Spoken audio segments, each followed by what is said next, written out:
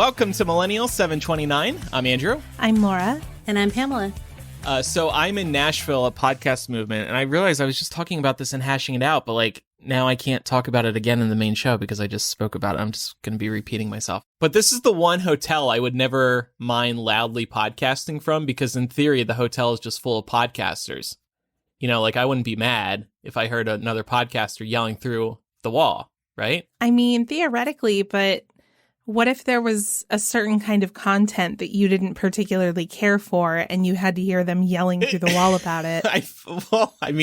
Trust me, a lot of people don't want to hear some of the stuff that we talk about on this show, so I guess I can't be hypocritical. Fair. But I have to say, there are very few people wearing masks here. And that stresses me out because of the Delta variant. I was actually pretty comfortable with no longer wearing a mask, but being in a new place and these hallways and elevators are cramped, I'm trying to wear a mask, but so few people are wearing masks themselves that I almost feel like I'm being peer pressured into not wearing a mask because I don't want to be that guy still wearing a mask. To that, I would just say, welcome to this region of the country, Andrew. Oh, Laura, I was driving through Oklahoma, Arkansas, Texas, COVID everywhere. Yeah. I know you can't see it, but I felt it. You felt its essence. I felt the force. Oh, gosh. And, in contrast, it was announced today that a bunch of Bay Area counties are reinstating mask mandates. So I kind of feel a little bit better about the fact that I never really stopped. I didn't. It was probably right. 70-30. Yeah. Yeah. I think I said on the show a few weeks ago, I couldn't even find my masks anymore. I had stopped wearing them. I was retired. Not anymore. But if I don't get COVID by the time this whole trip is over, I will be living proof that the vaccine is 95% effective or whatever it is, because the amount of COVID I'm probably breathing in is a lot. Well, you know who else is living proof of that is Senator Lindsey Graham.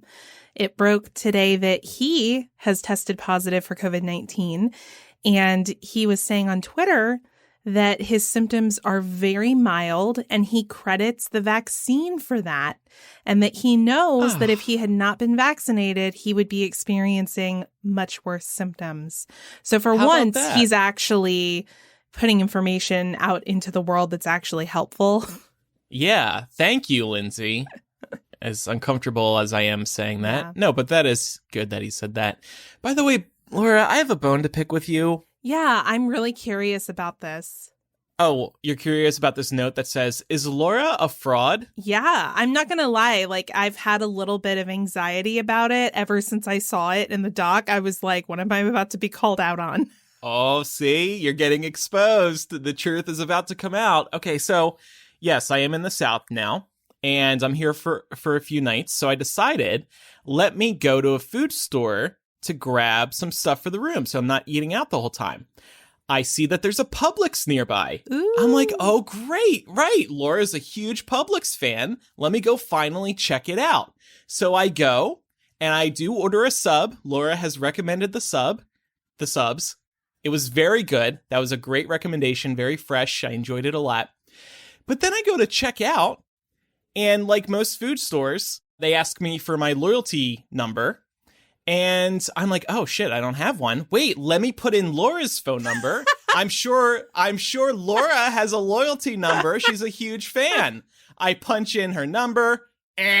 Not recognized. Cashier looks at me. Sorry, sir, that's wrong.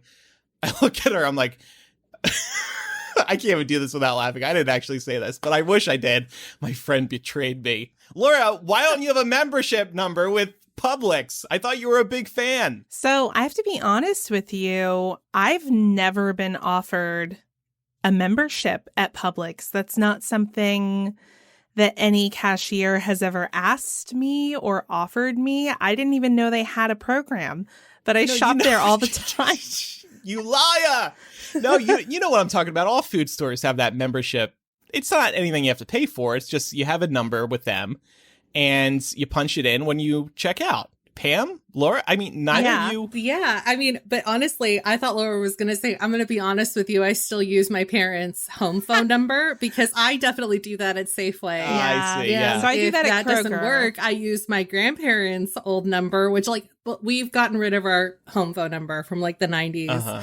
And my grandparents have too, but they're still registered. So whoever is, That's funny. you know. So you know what? Yeah, whoever's got those now is getting the points. But it's like, I don't care. I just want the coupons. It's And the fine. discounts. Yeah. So, you know, Andrew, Cabby Blue in the Discord is pointing out that this is actually a new program called Club Publix. Sure. I've Sure. legit never heard of this. I was so proud of myself. I was like, let me use Laura's number. I'll get the discounts. This is perfect. And not a member. I was like, that liar. Yeah, you were like, All ooh, I these got years. that. I got that official Atlanta area code. Like, they're going to think I'm so legit right now. Right. Nope. Yeah. Yeah. So anyway, I thought that was funny. So Laura, sign up next time you go and let me know Yeah. when you've done it. I'm going to fly back out here and test it. Shit, you know what? I am feeling a lot of relief right now. I'm like, one, I get to save money at Publix, which is awesome. And two, I was expecting this fraud note to be something a lot more scandalous. So I'm like, I mean, it felt like a scandal to me. Andrew didn't discover my dark secret. So all Not is yet. well. I'm going to go to your Publix and discover those dark secrets of yours. I bet they're hiding there like Horcruxes. Right. Laura would definitely put a Horcrux at Publix. She Yeah, loves it it would- so much. It would be a pub sub. It would be like the I really like their what do they call it's like a tofu feta cheese, like toasted Okay. sub. That would be my Horcrux. Nice. Anyway, it was a nice food store. Oh yeah, I'm a big fan. Next you got to try their bakery. Okay. But Will anyway, do. speaking of Atlanta things, I have some observations related to masking. So Andrew, I was really glad that you brought Oh, up sorry, I jumped ahead. No, Yeah. you're okay. I was glad you brought up the masking situation in Nashville. So y'all know that I'm in the process of moving home right now, which is awesome. But I live literally an hour away from my parents inside the Atlanta perimeter. And the difference in masking is so jarring. I literally went to a Publix up here at my parents' house. Walked in, I was the only customer wearing a mask. And everybody was looking at me weird. And then I went down to the city and I went to a Publix there close to my place. And I walk in and it was like, everyone's wearing a mask. And wearing it correctly, too. No dick nose. Oh, I was very that's so proud. nice. Yeah. No, that's good. I wish I could say the same here, but I guess a lot of people too, they're like, okay, I'm vaccinated, I'm good. But now you hear about the Delta variant and it's like, oh, wait, you can still get COVID. Yeah. Well, and I think my thing is, I just don't want it. Like, I understand that with the vaccine, the likelihood of one, contracting it, and two, having serious symptoms as a result is pretty low. But do we know a whole lot about the long-term effects of having contracted COVID at this point? I don't want to be Right. someone that gets tested out on. So no, I'm going to keep masking. I'm fully prepared to go back to, masking and not going a lot of places. So how did the move go? Are you all finished? No, it's still ongoing. So we, as like a refresher for anyone who has not been on this journey with me or forgot, because it's literally been so long. In April of 2020, our upstairs neighbor's water heater burst, flooded out our condo. We had to have it packed out, and it was like a mad pack out. So they brought a moving crew, and they were just like stuffing shit in boxes. And that's what they brought back. So we have so many boxes, and I'm really thankful to the crew. Like, truly, they were so nice about everything. There's a little mini game that we're going to play in After Dark related to some of my items and their condition after being in storage for after a year. Oh boy. But we're just having to go through boxes, and it's like an archaeological dig because there's really no logic to how things were packed because they had to get stuff out of there fast because the place was completely water damaged. Yeah. So it's taking some time, but it's been like we go, we unbox stuff, we take a trip to IKEA. I go through a little bit of like overwhelming existential dread by being around that many people in an IKEA, especially in the warehouse. And then we go home and we unbox more stuff. And the cycle repeats itself, and we go back. I discovered IKEA now has vegetarian Swedish meatballs. That's fun. So I got to try those. Yeah. So it's just like this cycle of like unpacking, going to the store, going to Goodwill to drop stuff off, unpacking, going back to the store. Y'all know how it is. You've moved before. Moving really sucks. I'm so tired. Yeah. I'm kind of delirious in case you can't tell. But I am also so happy that our place is finally done. Yay! It's been so long. By the way, Laura, can you check your phone? Did you get a text message, and can you give me that security code? I'm signing Laura up for Club Publix. Oh my What's God. the security code? It's 3881. 3881. Are people Okay. going to have access to my Publix Club card? Club Publix? No. Not unless they have your phone number, right? Right. Yeah, correct. And I'm putting in a password. So if I Okay. ever go to Publix, I will just punch in Laura's number and make sure she gets those Just use my number, sweet right? rewards. Yes, I've just completed it. I didn't know your zip code, so I just put the one that I'm in right now.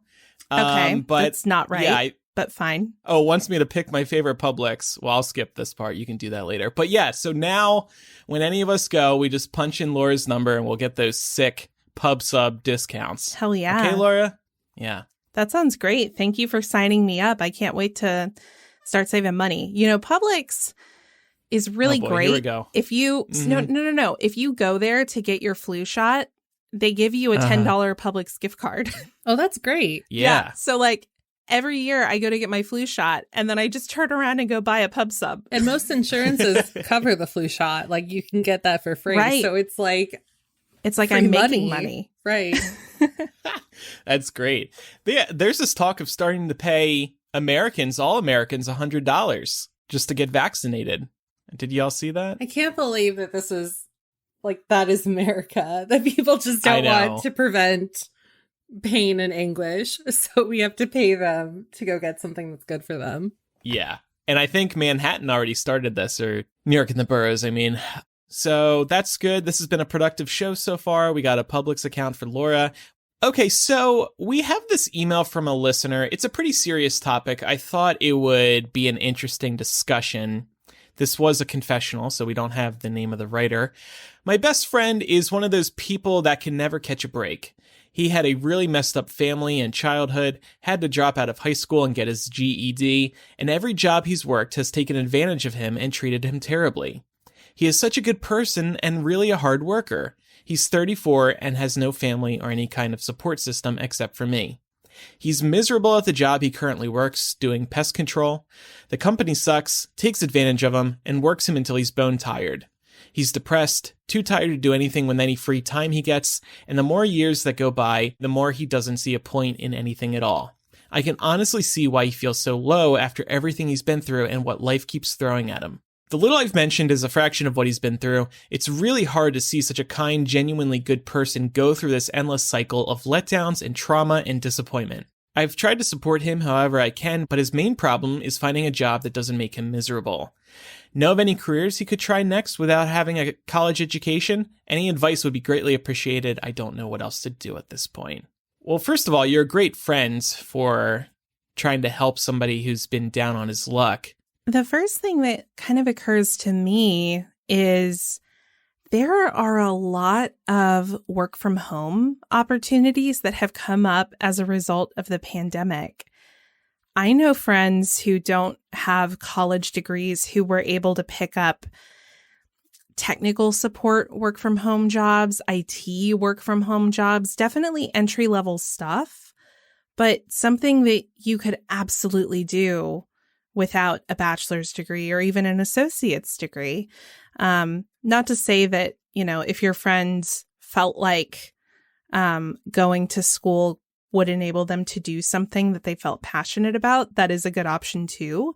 But I also just wanted to highlight the fact that there are companies looking for remote workers. I don't know where y'all are, but just from perusing job pages myself, it seems a lot of companies seeking remote workers don't even have requirements about where you're working from remotely. I know that used to be a thing in the past, like it would be remote, but you had to be in a certain geographic region. And it really seems like that's opened up a lot lately.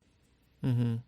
And plus, companies like that will provide you with a computer. So even if he doesn't have one right now, it would give him an opportunity to have that technology so that he can maybe pursue other interests. And Andrew, I think you have some notes here about identifying what those could be. Yeah, I think he could browse places like YouTube and Masterclass for certain fields or topics he's always been interested in. Enjoy learning more about that field or fields, and maybe that'll ignite a spark in him that'll motivate him to pursue an entirely new career, because it is never too late to switch careers. Honestly, personally, I would be more than happy to switch careers at this point in my life. And I'm in a similar age that he is.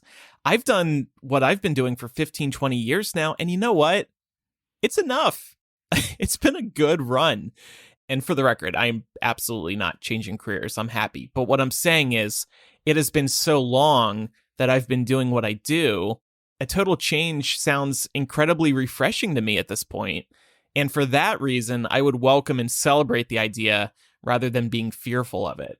Justin in our Discord is recommending programming and says, as a self-taught programmer, I never felt kept back not having a computer science degree after the initial hurdle, and it pays pretty well. That is so true. That's fantastic. Yeah, I mean, Mark codes, but he was largely self-taught. He's in school for it now, but a lot of what he knows is because he taught himself how to do it. There are a ton of resources out there for that. I mean, even YouTube is a great resource for learning how to code. It's amazing how huge of a resource YouTube is. I mean, you can find every damn thing on there that you want. I would also say maybe just like try and do some research online and look for companies that allow for growth opportunities. I think banking is probably one of like the oldest industries where you can still, you know, work your way up from a teller to even like an assistant branch manager or higher without a degree. Usually I think people have the most luck with smaller banks like community banks, or even like if you're interested in tech, a company like Apple. My brother worked for Apple for many, many years before he finally got a job in the field that he wanted. But he was always telling me about how, you know, they have these internal like internship opportunities. So if you're interested in like the Apple Music sector or something like that, like there were opportunities to get paid to go do that as well, because they like to hire good employees from within. It seems like your friend's a really hard worker. So I can't imagine, you know, the right company not wanting to invest in that. Yeah. Yeah. It can also be a great opportunity to travel. I used to work there, and Apple would send retail employees all over the world to help open stores in new countries. Like I had a friend who got to go open the store in Turkey. So he was literally paid to be in Turkey for like a month to help open that store and get the new employees trained. So there really are a lot of opportunities that can also help you like branch out a little bit and get to see the world if that's what you want. The only other thing I would add here is, I mean, we only have 3 paragraphs to go off of, but I think that anyone can benefit from therapy. And it sounds like your friend has been through a lot. And if he's really feeling miserable and like there's no point in trying, he might benefit from either using an app like, you know, Talkspace. I know we've talked about here on the show, but also even just in like traditional in-person therapy, I think could help him unpack some of that and be able to begin taking those steps and set goals to do it. One more idea I have is if your friend has some skill set or degree in a particular field, he can actually teach that online to students around the world. There's a site called OutSchool, which lets anyone really become a teacher and teach things that they know well. I actually know somebody who uses OutSchool. By know, I mean, I follow her on Instagram. I mentioned their Instagram account a couple weeks ago, Quench Your Adventure, and she teaches English to students abroad. And this is her full-time job, and she does it from her RV wherever her and her husband are that week. So I think that's an amazing resource, an amazing opportunity for anybody with certain skills that they excel at. Because really anybody can become a teacher, and it seems like they can make good money. On average, it looks like they make about $50 an hour, according to their website. All right, that all? I think so. We would love an update, though. Yeah, let us know what happens. All right, Pam, you're going to talk more about the vaccination sitch? Yeah, so out here in my neck of the woods, I actually noticed this about 2 weeks ago when I went to one of my favorite bars in San Francisco.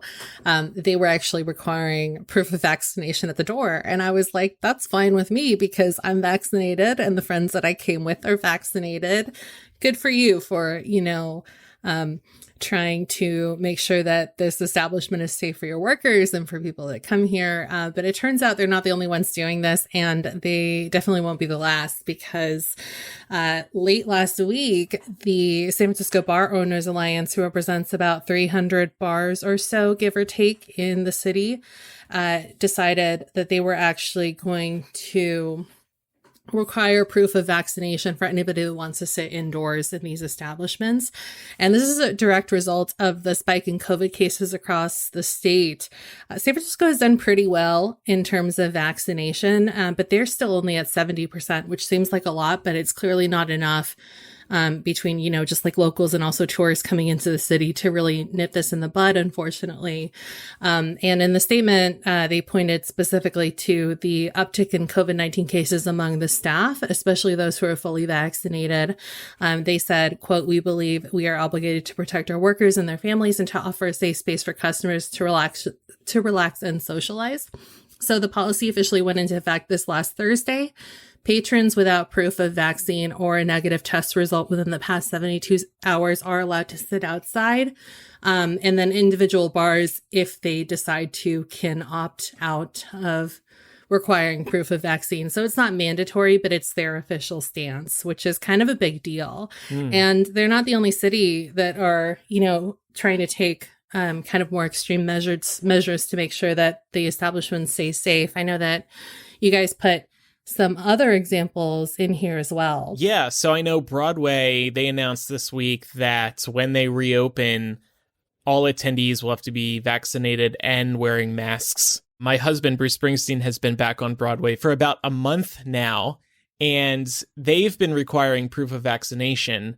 I'm going with my mom in another week, and I am looking forward to being there and knowing that everybody is vaccinated around me. That's probably the first and last time I'll be able to say that. Because really, so many places you don't know, and so many places will not be setting up these guidelines like San Francisco bars are. And also this week, many other businesses are requiring their employees to be vaccinated before returning to the office, including Walmart, the Washington Post, the Walt Disney Corporation, Netflix, Facebook, Google, or else they will have to submit to tests regularly. And I think some places, too, are just straight up requiring vaccinations. Good. You have to be vaccinated in order to return to the office. Yeah, so there's been a lot of momentum this week, and I feel like that momentum is going to keep up. And I think a lot of these companies are like, well, I see other companies doing it, and the world isn't ending for them, so let's just do it. Well, also, they know that we're headed for another shutdown if something isn't done. So now the private sector is starting to step up and finally do its part in this regard. Yeah, so that's good. Pam, are you going to be going to bars then? I don't know, maybe. I mean, the 2 weeks ago when I went to this one in particular was the first time I had really been to a bar since things had started opening back up again. I think that definitely would make me feel a little bit safer. But yeah, like mostly if we've been going out at all, it's just really been sitting outdoors, which is fine because it's summertime. But I think that this will really probably help going into the colder months when that's not really an option that people want to go for. You know, like nobody wants to sit outside in the rain. So. Right. Yeah. No, it seems very comforting to me. I love that. Okay, so moving on, there's been some big news in the U.S. government. There's this $1 trillion infrastructure bill that's moving through the Senate, and it may be voted on within the next week or two. So I thought we could kind of run through some highlights. Roads, highways, bridges, and trains will see major expansions and repairs. $55 billion will be set aside to improve the country's drinking water, including a plan to replace every lead pipe in America. That's pretty impressive. Yeah, finally. Yeah. $65 billion will go to expanding broadband internet access and ensure those who do not have connectivity can afford their monthly payments. That's also fantastic. We heard about that program actually occurring during the pandemic. And I think we spoke about this on the show, but it was only helping people out during the pandemic for a few months. So it was like, why is this only temporary? Elsewhere in the bill, additional sums aim to upgrade key commercial hubs, including airports. $73 billion to modernize the energy grid. That's important. $21 billion to respond to environmental concerns, including pollution. Lovely. $7.5 billion for an initiative for a first ever national network of electric vehicle charging stations. That is super cool. So as we can see, lots being covered here. I find this really exciting because we haven't had an infrastructure bill like this in a really long time. I don't know, Laura, the last time we had something like this? Not in our lifetimes, certainly. Well, I mean, one of the most embarrassing things about the infrastructure in this country is that so much of it hasn't been updated since like the 50s or 60s. Mm-hmm. I mean, that's why we have crumbling roads and bridges. Yeah. It's really embarrassing to be considered like a developed country and our infrastructure is falling apart. I mean, our energy grid is very clearly vulnerable. I mean, look at the cyber attacks that it has seen just this year. Look at the impact that it's had on our oil pipelines. Remember the Colonial Pipeline when there was like no gas on the East Coast, or at least the southern board of the East Coast. So yeah, I mean, this is very much needed. But I think you have a note here that it's an extremely small amount in the grand scheme of what the country actually needs. Yeah, I saw one estimate that found the nation's roads and bridges have actually $786 billion in repair backlogs. So the money that is going to be going to the roads and bridges, for example, is a fraction of what they actually need. And of course, this is $1 trillion over several years. It's not like they're going to spend all this money at once.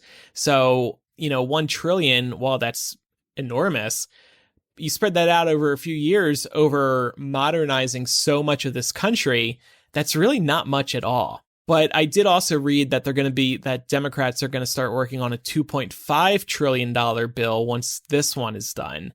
I assume that one has a lower likelihood of getting anywhere in the Senate because I know Republicans are already balking at this bill. So, and by the way, when Biden started negotiating, he was starting at what? So it was above 3 trillion. I think it may have been closer to 5. Oh yeah, it was very ambitious.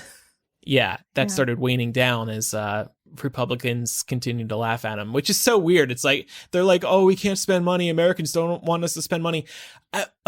Who could be against this? Well, and people don't, or at least people who balk at this kind of thing don't tend to balk at like how much wars cost this country, how much we spend on the military, and how little we spend on things like education in comparison, right? So everybody has one item that they would be willing to write a blank check for. That's really what it comes down to. Yours is weed. No, No, I'd have to think about that. That would be a fun conversation to have. Like, what's your blank check item? What's the thing that you would just like hand somebody a check for and be like, charge me whatever for this thing? Yours would be Bruce. Like, you would just want him to come live in your home with you. Or can I just say like Apple products, computer products? Is that too broad? It's probably too broad. Yeah, maybe. But I mean, this, Andrew, to your point, this is just another example of how Democrats are just kind of like fucking up the fact that they have the majority right now. This is driving me crazy. It's like, oh, you want to lose midterms. Cool. Yeah. Well, we have the majority in the Senate, but it's so slim. It's like, it's not very helpful. Yeah, but Biden was really going out of his way to try and find common ground with a party that doesn't want to find common ground. They're just trying to stonewall the agenda so that nothing gets done. And so at this point, I'm like, fuck them. Get your party into line and get some shit done. Yeah. Well, here's something. It's not far enough, but it's so nice to see when the Senate actually does something good. Yeah. It's so rare. It's like, oh my gosh, look at all of this. This is great. Well, unfortunately, I hate to be a Debbie Downer here on the heels of that good news. But the temporary halt in residential evictions in the United States expired on July 31st. So this was the only tool keeping millions of tenants in their homes during the course of the pandemic. And while this was supposed to end last month, the Supreme Court declined the petition by landlords and real estate companies to halt the moratorium. Notably, Justice Kavanaugh was in the majority, voting to decline the petition from landlords and real estate companies and allow the CDC to extend the moratorium until July 31st. However, July 31st came and went, and Congress did not act. In fact, Congress is adjourned for now. They're all on vacation. How nice. Yeah, it must feel great to be able to get on your plane and go to your, luxurious home, wherever that may be, while knowing that millions of Americans might be kicked out of their apartments because they can't afford to pay months and months of back rent. Yeah. And by the way, they're off for like 5-6 weeks. Yeah. Why do they get such a long vacation? Sorry, this is I know, a tangent, nobody else does. Yeah. Come on. That's so frustrating. And then they're going to be back on vacation in like 3 months from now, and then again in 4 months from now for the various holidays. Anyway. One side of this that we do have to talk about is that $47 billion was actually earmarked to help tenants pay their rent. This was the Emergency Rental Assistance Program, which is a great thing, except rollout of the program has been incredibly slow. Only $3 billion of that $47 billion has been paid out so far. So the assistance is technically there, but getting states and localities aligned to actually get this rolled out at any reasonable pace has been damn near impossible. The White House also punted this over to Congress at the last minute, and there was this frenzied effort to try and extend the moratorium through the end of the year. Of course, we know at this point that failed on the Hill, which again brings me to the point, what is the point of having the majority if you are going to let shit like this happen?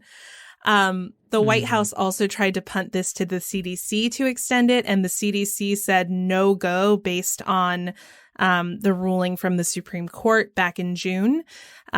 Justice Kavanaugh basically said that in order for the CDC to extend the moratorium beyond July 31st, there would have to be congressional authorization to do so, and Congress didn't authorize it. So we're at a point now where the president of the United States is calling on landlords, states, and localities to hold off on evictions for another 30 days while we figure out what to do. That's really bad that it's come to this, Yes! because they should have seen this coming. And now you want to wait an extra 30 days. Is anything really going to change in 30 days? Well, clearly no, because they got a 30-day extension, during which time this, potentially could have been addressed, and it wasn't. So why should we believe that in another 30 days, either it'll be further extended through the end of the year, or we will somehow develop a way to get this emergency rental assistance out to people? Because we have to remember, too, it's, obviously I can understand, particularly for private landlords, this has been a shit show. Imagine having tenants that are 8-9 months behind on rent if you run a small complex. I empathize with that, but I also empathize with the people who are dealing with housing insecurity. I mean, think about if you have children all of a sudden being kicked out of your home in the middle of a global pandemic that's ramping back up again here in the United States. It's just not tenable. It is going to be interesting and sad to see what happens in the next few weeks, if the landlords are going to be evicting people or not. They will. You think so? You don't think any of them will have a little sympathy or empathy? Some of them might, but this isn't the president of the United States issuing an executive order saying they can't do it, because he doesn't have the authority to do that, right? It's the president being like, please don't do this. Yeah. So yeah, it's just a real shame that our government has allowed this to come to this point. I'm pretty disgusted. Yeah. Well, I don't know how to transition to this. Pam, do you have any closing thoughts really before we can't. move on? Okay. No, but I just wanted to point out that Elizabeth in the Discord wrote, my landlord raised my rent $150 with the moratorium ending, and wrote that as one of the reasons he's raising it now, because he can and because the HOA fees went up. So wow, it's clearly not going to stop some people. And I'm sure Elizabeth isn't the only one who's seen some rent increases, despite the fact that, we're clearly seeing a spike in COVID again. So yeah. Anyway. Well, let's talk about some lighter news. Yeah, let's talk about everybody's favorite hell site on the internet, Tumblr, which many of us maybe have not really thought about in many, many years. But they're actually back in the news this week, or these past few weeks, because they're beta testing a new paid subscription feature for its users. And Fandom, which is obviously what makes up a huge chunk of Tumblr's user base, is really pissed off about this. So they announced this limited beta test of Post Plus, which is the super original title for this new paid subscription feature, back on the 21st of last month. And it would allow users to post content behind a paywall. Very similar to Patreon, they'll be able to decide if they want to monetize content for $4, $6, or $10 a month. And then they get to choose which tiers get access to which post if users decide to opt into this. As part of Post Plus, Tumblr would take 5% of the cut, and to compare that, Twitter is taking 3% to those from those who opt into their newly announced subscription feature. So it's pretty much in line with that. Tumblr has notably been dipping in engagement over the past few years, so it's possible that Post Plus could lure old users back under the guise of making money, which is obviously what they're gunning for here, because it's been pretty bad for them ever since they banned, porn and adult content, honestly. So currently there are about 11.3 million posts made daily on Tumblr, which seems like a lot, but it's down from 14.8 million, which is how many unique posts were being posted in 2019. And that is just a fraction compared to the height of Tumblr, which was around 2012, when there were 67.7 million unique posts being made daily. And, so I guess we'll see if this works out for them. It's an obviously really easy way to make money, which is why Tumblr users are pissed off about this. But most notably, they're also really annoyed over the terms of service, which basically state that you can post anything that you would normally post on Tumblr behind a paywall, including fan-related works. So like their introductory post for this new feature specifically cited fan art and fan fiction as things that you could post behind a paywall, which anybody that has been involved in fandom over the years will know is a big no-no. You shouldn't really be making money off of somebody else's intellectual property. But Tumblr really isn't doing enough, these people who are protesting say, to educate people that might fall into the guise that this is okay, that could then be sued by larger corporations for trying to make money off of, you know, work that is inspired by something that isn't really theirs. So that's where we are with that. First of all, Post Plus. Is everybody just agreeing that we're calling all subscriptions something plus from now on? It's kind of amazing how that caught on. It's an easy way of communicating a premium service, right? Well, now it is, but I think when people first started using that, we were like, really? Like, that's just the first? lame. That's a good question. Who did the Plus first? No, it wasn't Apple. Disney?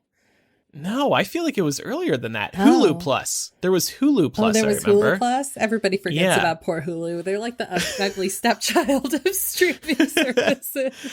I think they've since renamed it, but I seem to remember them using Plus a few years ago. Oh, HBO does use Max. At least there's that. But Paramount Plus, Disney Plus, Hulu Plus originally, Post Plus. It's just hilarious to me. But anyway, I don't see this working for Tumblr. Tumblr betrayed everybody when they removed porn and other adult content. I forgot Tumblr was still a thing, if I'm being perfectly honest. I think most people did. Specifically because the last time they were in the news was for banning adult content. And they really, shot themselves in the foot by denying Pornhub's offer to buy them. And weren't they bought by, who was it? Yahoo? Yeah, Yahoo paid so much money for Tumblr. I don't have a specific number, but I will say that in comparison to what WordPress's owner paid, it was just like small potatoes in comparison. So they've really taken a dip in terms of their value. Yeah. And a lot of people made good on their choice to leave after the not safe for work content was pretty much banned. So yeah. So they shot themselves in the foot, and the audience moved elsewhere. Tumblr users moved elsewhere. So I don't think a subscription platform like this is going to lure people back, because Tumblr could screw everybody over again in a different way. Maybe not necessarily by like closing down Post Plus, but making another really bad move out of the blue. So I don't see this working for them. They're just trying to hop on to this movement right now, this trend. And that's the other thing. All the social media networks copy each other. They do the Clubhouse ripoffs. They do the Snapchat ripoffs. They're all doing this. Twitter, like you mentioned. I think Facebook is going to allow tipping if they haven't already. YouTube is doing tipping. They all just rip each other off time and time again. It's tiring. Come up with some original ideas. Right. Another thing worth noting, too, is that a lot of people who are creatives on Tumblr have already figured out a way to, make money off of that if they can. I have a few friends that are fan artists specifically, and they've made use of Ko-fi or Ko-fi, however you pronounce that site, to make money from people that like their work. A lot of them use Patreon as well. There's just like so many different ways to do this. That means that, this feature, which might have taken off if Tumblr had introduced it, back in the height of their popularity, is probably not going to be very enticing to people that are already, monetizing their content in some way. Absolutely.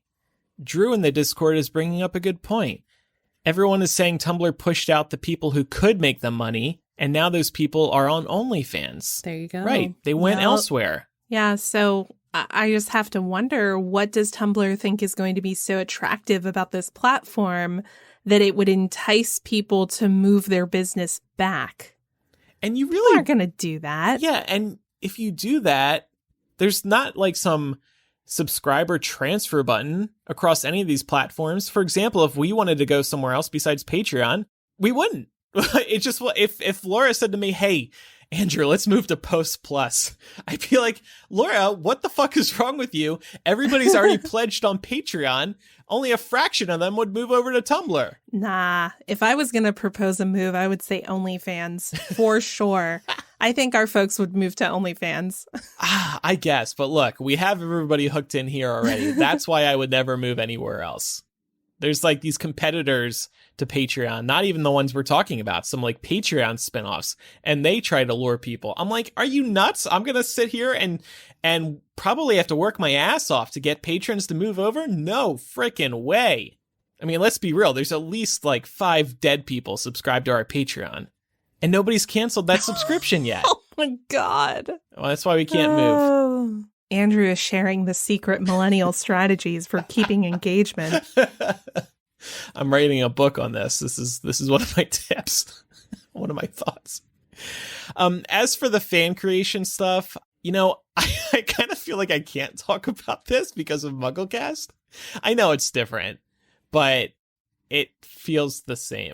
But it's not though, because you're adding context. That's why we get to do what we do. Because every time you write an analysis feature on Hypable, it's like you're not, using somebody's intellectual property. Like you are, but you're not. You're not saying I'm going to do everything I want to do with these characters, and then making money off of that. It's why Archive of Our Own is able to exist as a nonprofit.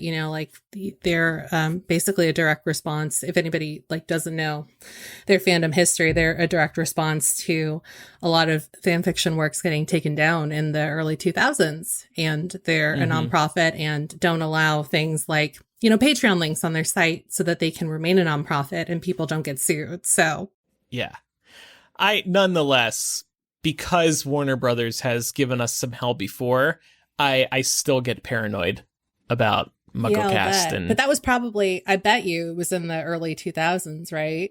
Yes, extremely early. There you go. It was a direct response to the drama going on fanfiction.net about whether or not fanfiction was legal or not.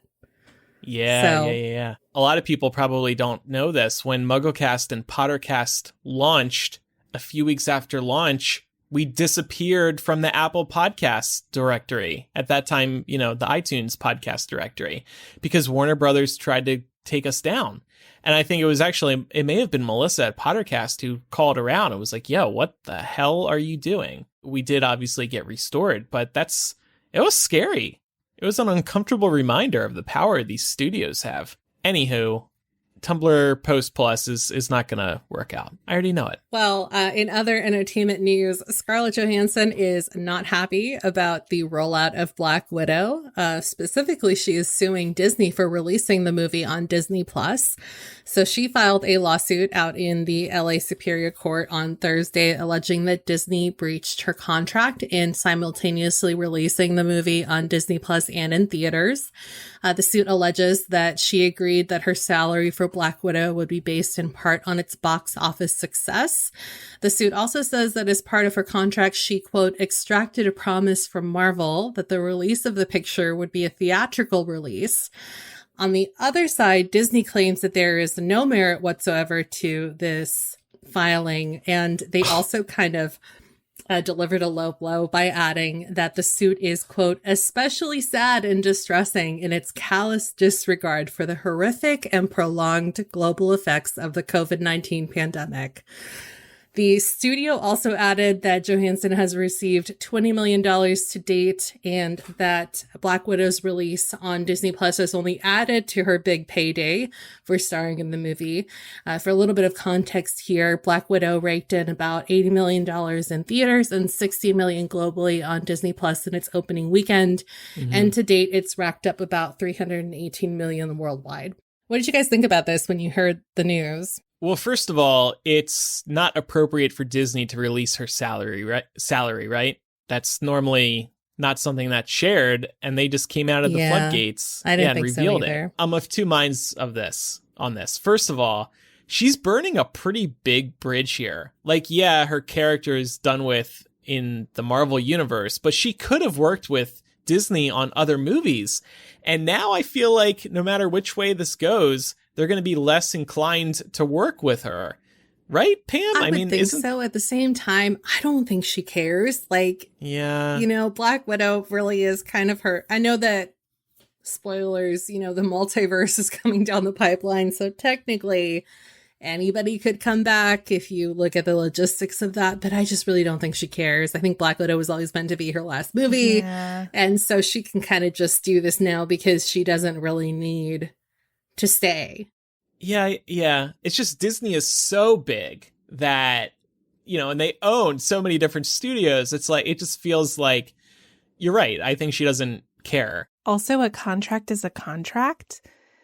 And I believe her contract guaranteed a theatrical exclusivity window, right? That must be what she was talking about here.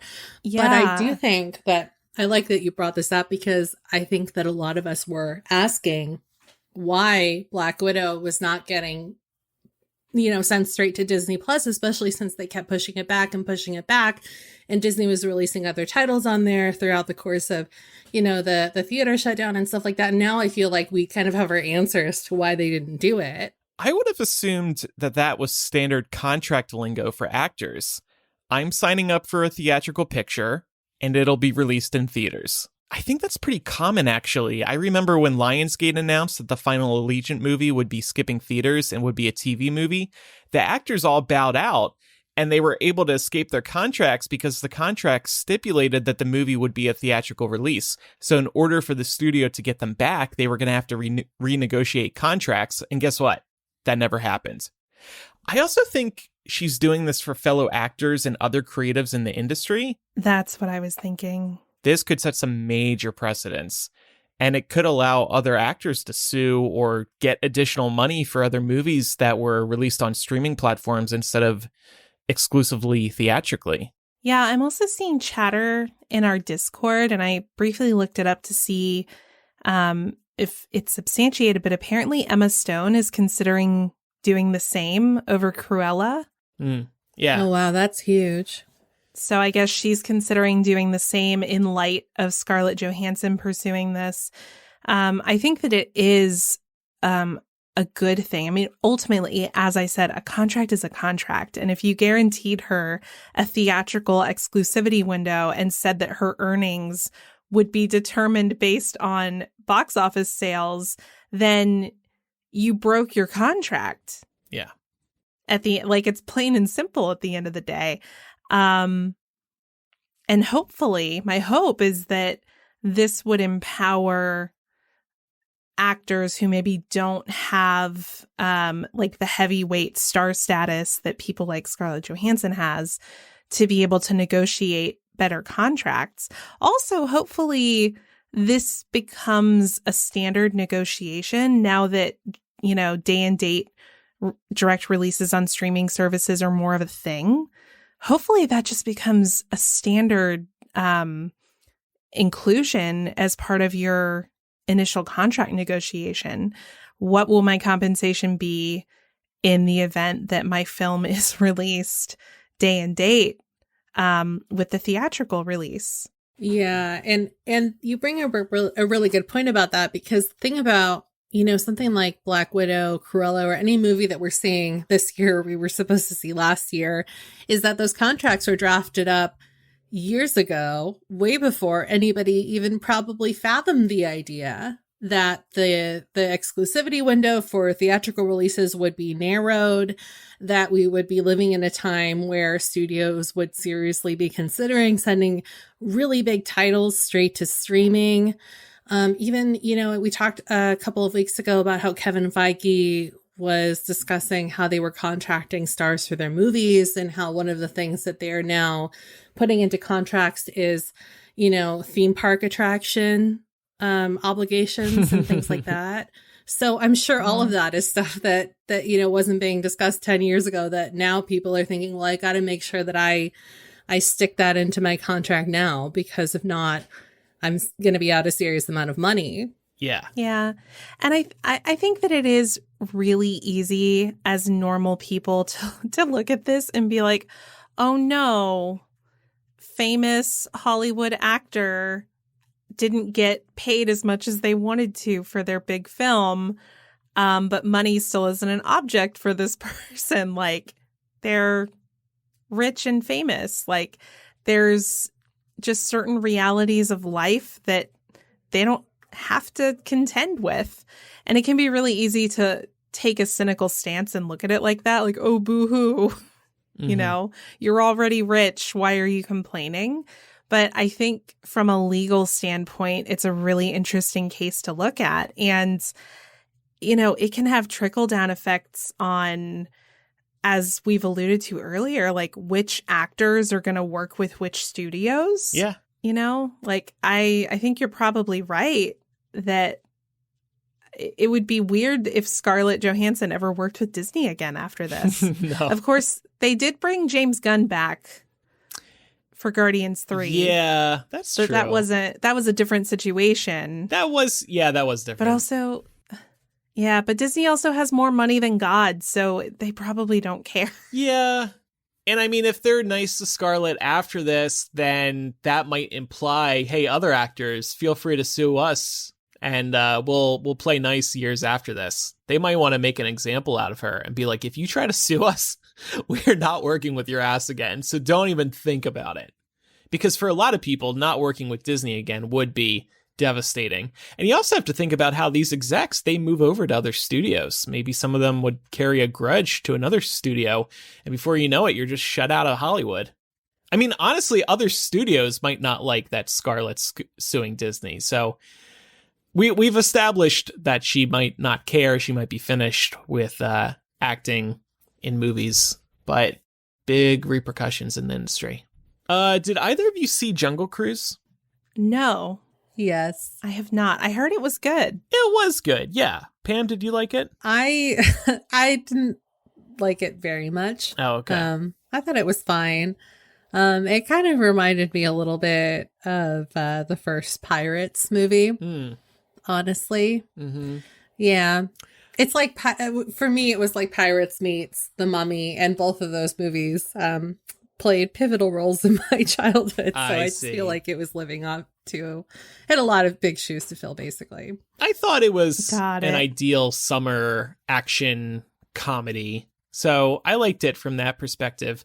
There was an openly-ish gay character who had a pretty prominent role in it. However, they made him very stereotypically gay, in my opinion. I'm surprised I'm not seeing more people talk about this, meaning complain about this online. He was, I mean, one specific example was at the beginning when they're about to go out on their jungle cruise, he's carrying loads of suitcases for his travels. Frank, who's played by Dwayne "The Rock" Johnson, he's like, "Oh, Lily, is that all of your suitcases?" And she's like, "No, those are my brother's suitcases."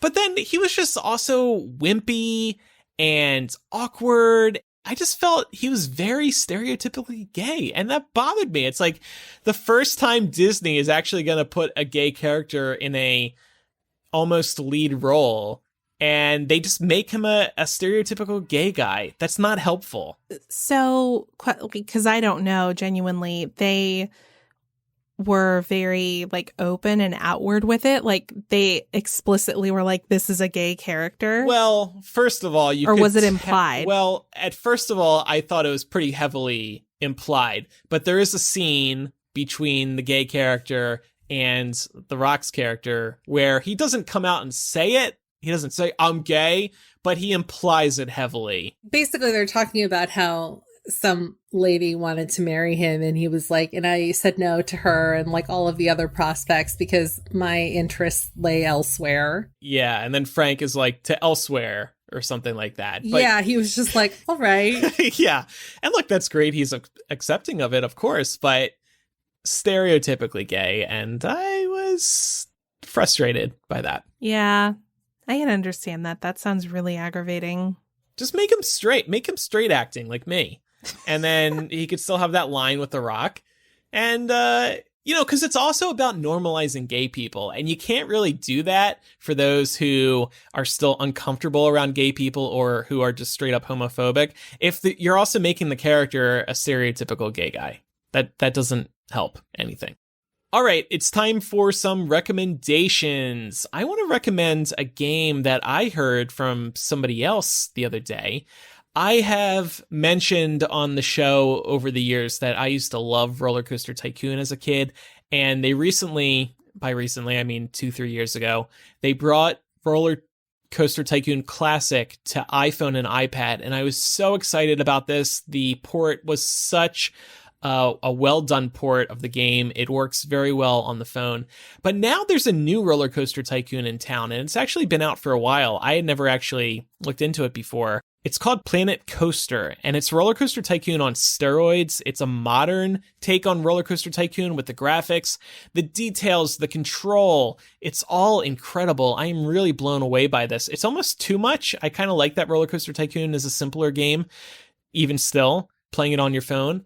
But I'm really liking how granular it is. And I've always loved building theme parks on the computer. So check out Planet Coaster.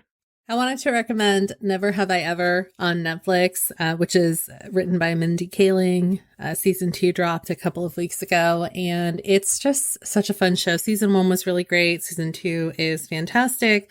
So if you're looking for a really nice little coming of age rom-com series, I would definitely recommend checking that out if you haven't already. Mindy's writing is always just top notch, and that's her sweet spot, like that rom-com genre. She's just so good at that. So check that out if you haven't yet. I want to recommend, if you, like me, are incapable of keeping plants alive, try adding a succulent to your home to liven up your living space. Succulents are very hardy and also very hard to kill. And they also look great. So I recently got my first one for our new place and have it set up in my kitchen, and it just looks so, so nice. You can get them pretty much at any grocery store, sells them. I happened to notice that IKEA was selling them, so I bought one there. They have a lot of plants there. It's kind of surprising. Yeah. They're a really cheap investment and easy to keep alive. You only have to water them like once a week. So it's a low lift obligation. Trader Joe's also always has a really nice succulent selection and different sizes too. And Laura, I just Googled Publix succulents, and it looks like they do sell them. So indeed, keep an eye out. Make sure you punch in your phone number when you pick one up. Yeah, see if you get a discount. So, ladies, what's coming up in After Dark today? I have a rage of the week. Oh yeah, Pam has a rage of the week. I'm so excited to hear this. Andrew and I have not heard this. We have no idea. So it's going to be news to everyone. We're going to play the mini game of guess which items our movers lost and broke when returning them home. And then we're going to do an AMA with our Discord. So folks who are listening with us live in the Discord, be thinking about the kinds of questions you want to ask or what things you want us to talk about. And you might hear them in this week's edition of After Dark. So patreon.com/millennial is where you can pledge. Thank you, everybody, for your support. We really appreciate it. We are rolling out benefits on a weekly basis. We have some monthly benefits as well, including our variety show. Laura and I, last week, we watched Sexy Beasts, the new Netflix show. We did a commentary for episode 1, and boy, was it something. Yep, it sure was. We were laughing throughout, so hopefully it's an entertaining commentary. You can sync it up with your own Netflix account to enjoy what we have to say. Patreon.com/millennial. You also get Mega Millennial, which is ad-free Millennial with After Dark, all in one nice MP3 file. And you can actually hook a special RSS feed into most podcasting apps, and then you will get Mega Millennial just like you do regular Millennial. Couple other reminders. Make sure you're following the show for free on your favorite podcasting app so you never miss an episode. Please also leave us a review in your favorite podcasting app if they allow reviews. You can also contact us by writing directly to millennialshow@gmail.com or by using the contact form or anonymous confessional on millennialshow.com. You can also follow us on social media. We are Millennial Show on Instagram, Twitter, and Facebook. Thanks everybody for listening. I'm Andrew. I'm Laura. And I'm Pamela. Bye everyone.